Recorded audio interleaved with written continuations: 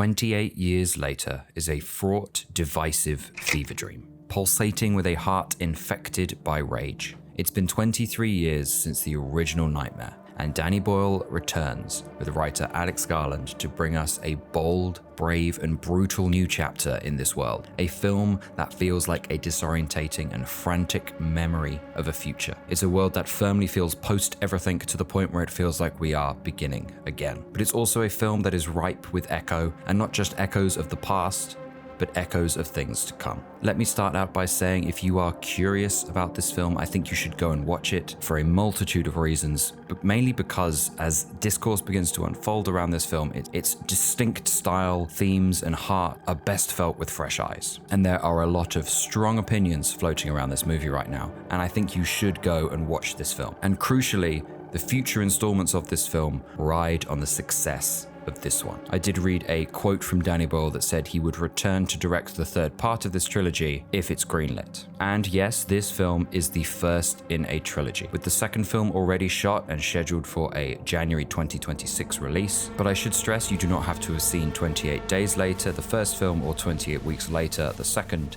to understand this one. These films have always had an isolated story within its world, perhaps until now, with this film firmly taking on board its Part 1 responsibilities. But I should add, that doesn't get in the way of this film's core story arcs.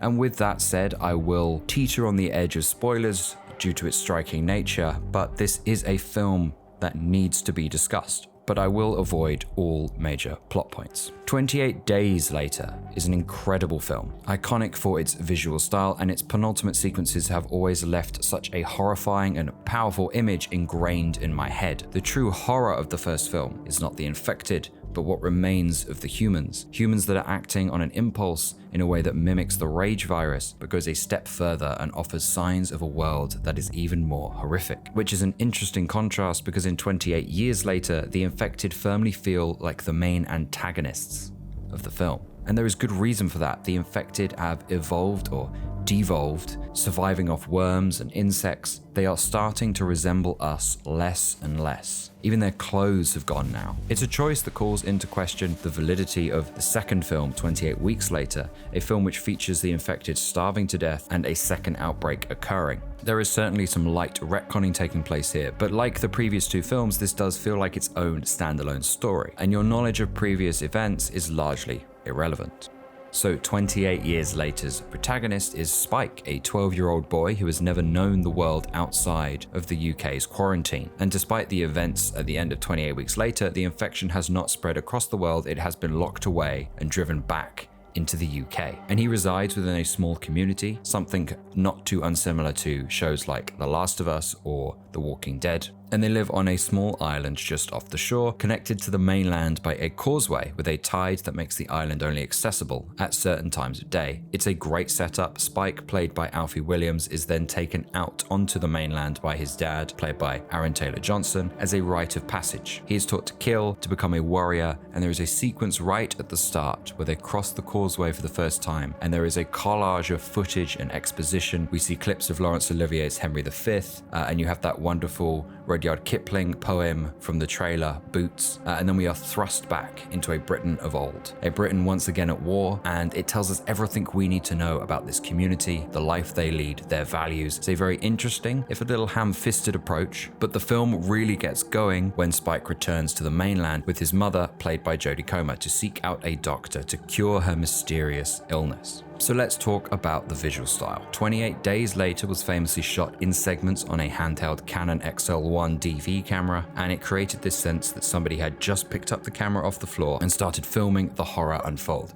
It's a choice that added a lot of character, even if it does feel a little dated today, but that's important because it's a very specific time and place with a technology that was relevant at the time. And in that same spirit, 28 Years Later is shot using iPhones. Granted, iPhones with different lenses, differences, but that handheld feel is certainly present here. I'll put up some pictures on screen now of the 18 iPhone camera rig they built to be able to switch between different angles that they could then use in different edits. But what did surprise me when watching this is that this rig is clearly being used for a specific type of shot, and it's a bullet time style shot. It's a very bold choice, and for me it was a bit of a tough sell. It's very similar to The Matrix, obviously, but it's kind of pulled off to make it feel more like a slow motion sequence in a video game. The common theme for me in the editing and camera work of this film is that they really try everything. And even though there are a few instances where some of it doesn't really work for me, I love that this is the direction they went. There's so many sequences here that, for better or worse,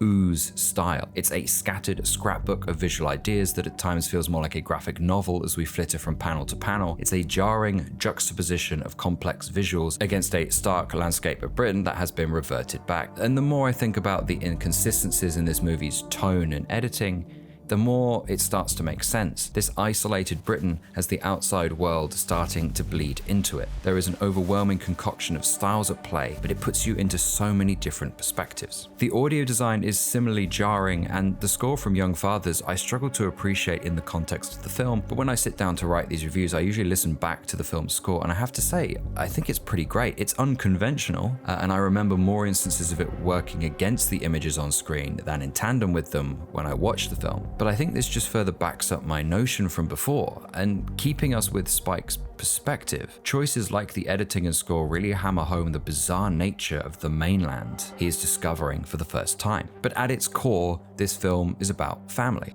It's a family drama, and the best parts of this film is when the artifice is peeled back and we get to its heart. Its slow beating heart. There are some really beautiful moments when this happens. It's a film that suddenly stops running away from death and confronts it, offering some really quite poignant meditations on the subject. And it hits all the more harder because we are experiencing it through the eyes of Spike, a performance by Alfie Williams who carries this movie firmly on his shoulders, who is both believable and endearing. And these moments also coincide with the introduction of Ralph Fiennes' character, someone who both Spike and the audience can cling on to, and he offers a clarity and perspective that to a degree recontextualizes the rest of the film. I think it's a film that achieves what it sets out to do. It's messy, and I have to say I was initially repulsed by a lot of its choices, but it has burrowed its way inside my head over the past 24 hours, and I can't stop thinking about it. I should say, as a horror film, it's much less visceral than the trailer makes it out to be, and I do find it less tense than the first two installments, but it's certainly unique, kinetic, and I think it will alienate just as many people as it captivates. And despite all of this, I kind of loved the final scene because the idea of converging worlds is an exciting prospect to me. Yes, the film falls into part one trappings, but it still has a satisfying arc for its main characters, and it kind of felt to me like a virus that's taken hold. But unlike the instantaneous mutation in this world, the film took a little longer to grow on me. The more I sit with it, the more the film makes sense. It's a film that deserves to be experienced, and I think giving this film a score out of 10 actually does it a disservice. So I strongly encourage you to go and seek it out. That is my recommendation. And with that, that's all I have to really say about this one. So all that's left to do is to thank you very much for watching.